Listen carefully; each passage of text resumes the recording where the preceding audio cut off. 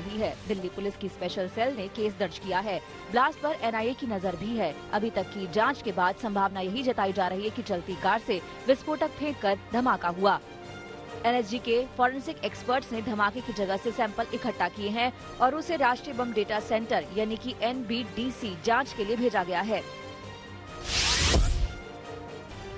Delhi police की एक और team forensic expert, intelligence unit के अधिकारी और एनआईए पूरे केस की अलग अलग जांच कर रहे हैं। दिल्ली पुलिस ने ये आशंका अभी तो नहीं जताई है कि इजरायली दूतावास के बाहर धमाका हुआ वो आतंकी हमला था, लेकिन उसकी जांच की गंभीरता में कोई कमी नहीं है। दिल्ली पुलिस ने केस दर्ज कर लिया है और पुलिस की स्पेशल सेल जाँच में जुट गयी है।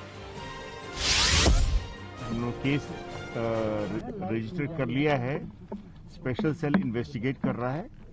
इस समय कोई भी चीज कहना ठीक नहीं है, अभी इन्वेस्टिगेट कर रहे हैं।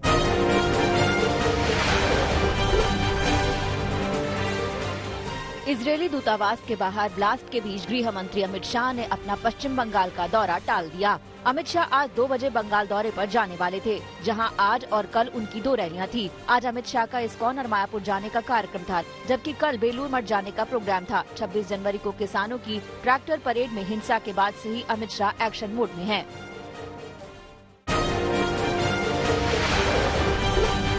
दिल्ली में इजरायली दूतावास के बाहर कम तीव्रता का धमाका हुआ। यह धमाका शाम को करीब 5 बजे हुआ, जिसमें किसी के हताहत होने की खबर नहीं है। धमाके में 3 कार के शीशे टूट गए। वहीं आईडी के इस्तेमाल की खबरें आ रही हैं। इजरायल ने इसे आतंकी हमला करार दिया है। धमाका इजरायली दूतावास से 150 मीटर की दूरी पर हुआ। जिस वक्त धमाका हुआ उस वक्त विजय चौक पर बीटिंग रिट्रीट का कार्यक्रम चल रहा था। यह धमाका भारत और इजरायल के राजनयिक संबंधों की 29वीं सालगिरह के दिन हुआ।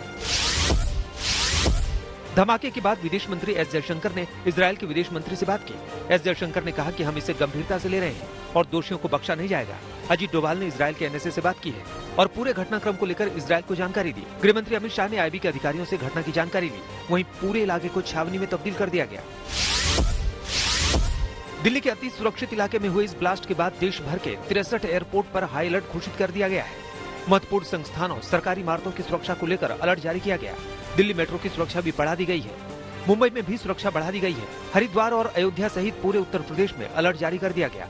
यूपी के सभी जिलों को हाई अलर्ट पर रखा गया है। जम्मू कश्मीर के अवंतीपुरा के त्राल एरिया में सुरक्षा बलों और आतंकियों के बीच मुठभेड़ हुई, जिसमें सुरक्षा बलों ने 3 आतंकियों को ढेर कर दिया। बताया जा रहा है कि जेएंडके पुलिस और सुरक्षा बलों को त्राल के मंडोरा में आतंकियों के छिपे होने की जानकारी मिली थी, जिसके बाद एक ज्वाइंट ऑपरेशन चलाया गया, जिसमें 2 से 3 आतंकियों को घेर लिया गया।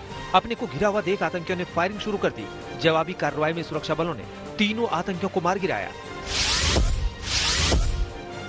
दिल्ली हाईकोर्ट ने साउथ दिल्ली में एसडीएमसी के स्कूलों में स्पेशल एजुकेटर की नियुक्ति अभी तक न किए जाने को लेकर एसडीएमसी को कड़ी फटकार लगाई है। इसके अलावा कोर्ट ने साउथ दिल्ली म्युनिसिपल कॉर्पोरेशन पर 25,000 रुपए का जुर्माना भी लगाया है। एसडीएमसी के स्कूलों में स्पेशल एजुकेटर के 1132 पद खाली पड़े हैं और उसे लेकर दिल्ली सेवा चयन बोर्ड को एसडीएमसी की तरफ से पत्र लिखकर इन पदों को भरने के लिए नियुक्तियां निकालने का काम करवाना था, लेकिन एसडीएमसी ने डीएसएसएसबी को कोई पत्र नहीं लिखा, जिसके चलते स्पेशल एजुकेटर के 1000 से अधिक पद अभी भी खाली पड़े हैं। आज महात्मा गांधी की पुण्यतिथि पर किसान नेता उपवास रख रहे हैं। किसान संगठन सद्भावना दिवस मना रहे हैं, जिसमें 1 दिन का उपवास रखा जा रहा है। दिल्ली में हुई हिंसा के बाद किसान संगठनों ने आज सद्भावना दिवस मनाने का ऐलान किया था। इसके अलावा कई जगहों पर सद्भावना रैली निकाली जा रही है। सुबह 9 बजे से शाम 5 बजे तक किसान नेता भूख हड़ताल करेंगे। किसानों के समर्थन में समाज सेवी अन्ना हजारे ने अनिश्चितकालीन अनावरण अनशन को टालने का फैसला किया है। अन्ना का यह अनशन आज से शुरू होना था। अन्ना ने यह फैसला बीजेपी नेता देवेंद्र फडणवीस और केंद्रीय मंत्री कैलाश चौधरी से मुलाकात के बाद लिया। अन्ना के आंदोलन के ऐलान के बाद दोनों नेताओं ने आंदोलन न करने की विनती की थी, जिसे अन्ना ने मान लिया। दिल्ली से सटी सीमाओं पर किसान आंदोलन जारी है। गाजीपुर, टिकरी और सिंघू बॉर्डर पर किसानों का जमावड़ा बढ़ रहा है। कल मुजफ्फरनगर में किसानों की महापंचायत में आंदोलन के तेज करने का फैसला लिया गया, जिसके बाद आज किसान गाजीपुर की ओर कूच कर रहे हैं। आरएलडी नेता जयंत चौधरी की अगुवाई में महापंचायत में बीजेपी नेताओं का गांव में न घुसने का प्रस्ताव जारी किया गया। साथ ही ऐलान किया गया कि जब तक तीनों कानून वापस नहीं होते तब तक आंदोलन जारी रहेगा। दिल्ली सरकार ने प्रदर्शनकारी किसानों के लिए सिंघू और गाजीपुर बॉर्डर पर पानी के टैंकर मुहैया कराए हैं। किसानों ने पानी न मिलने की शिकायत की थी, जिसके बाद दिल्ली सरकार ने ये कदम उठाया है। दिल्ली के उप मुख्यमंत्री मनीष सिसोदिया ने गाजीपुर बॉर्डर पर और जल मंत्री सत्येंद्र जैन के साथ राघव चड्ढा ने सिंघू बॉर्डर पर पहुंच किसानों के लिए पानी और शौचालय की व्यवस्था कराई। हरियाणा सरकार ने 17 जिलों में वॉइस कॉल को छोड़कर इंटरनेट सेवाओं को आज शाम 5 बजे तक के लिए बंद करने का निर्णय लिया है। इन जिलों में अंबाला, यमुनानगर, कुरुक्षेत्र, करनाल, कैथल, पानीपत, हिसार, जींद, रोहतक, भिवानी, चरखी दादरी, फतेहाबाद, रेवाड़ी और सिरसा शामिल है। सोनीपत, पलवल और झज्जर में पहले से ही इंटरनेट सेवाओं पर रोक लगाई जा चुकी है। दिल्ली में हुई हिंसा को लेकर जांच एजेंसियां एक्शन में है। फॉरेंसिक सबूत जुटाने के लिए क्राइम ब्रांच के अधिकारियों के साथ फॉरेंसिक विशेषज्ञों की एक टीम गाजीपुर बॉर्डर पहुंची। टीम ने गाजीपुर से नमूने इकट्ठे किए। दिल्ली में दर्ज हुई कुछ एफआईआर को क्राइम ब्रांच को ट्रांसफर किया गया है। किसान आंदोलन को लेकर विपक्ष लगातार सरकार को घेरने की कोशिश कर रहा है। राहुल गांधी ने मोदी सरकार पर किसानों को डराने का आरोप लगाया। वहीं लाल किले की घटना को लेकर अमित शाह पर सवाल खड़े किए, जिस पर बीजेपी ने पलटवार किया। किसानों को 50 किसानों को रेड फोर्ट के अंदर किसने जाने दिया और क्यों जाने दिया? क्या होम मिनिस्ट्री का काम नहीं है कि रेड फोर्ट पे इनको नहीं जाना चाहिए, अलाउ करना चाहिए? उसके लिए कौन जिम्मेदार है? सीधी सी बात है, उनको क्यों अंदर जाने दिया, किसने अंदर जाने दिया? होम मिनिस्टर से जाके पूछिए, और उसके पीछे क्या आइडिया था, किस प्रकार अलाउ किया गया, वो भी पूछ लीजिए। अभाव राहुल गांधी के पास जानकारी का इतना है कि बॉर्डर का नाम तक बदल देते हैं।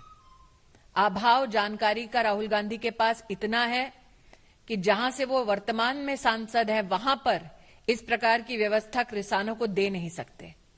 लेकिन आज उनकी मंशा मात्र बचकाने बोलने की नहीं थी। आज उनकी मंशा सिर्फ और सिर्फ देश में आग लगाने की थी, जिसका हम पूर्णतः खंडन करते हैं। सिंघू और टिकरी बॉर्डर पर स्थानीय लोग और किसानों के बीच टकराव जारी है। आसपास के लोग किसानों से जगह खाली करने को कह रहे हैं। कल सिंघू बॉर्डर पर स्थानीय लोगों के विरोध ने हिंसक रूप ले लिया, जिसके बाद हालात पथराव और तलवार चलाने तक पहुंच गए। इस दौरान एसएचओ जख्मी हो गए, जिसके बाद भारी सुरक्षा बल की तैनाती की गई है।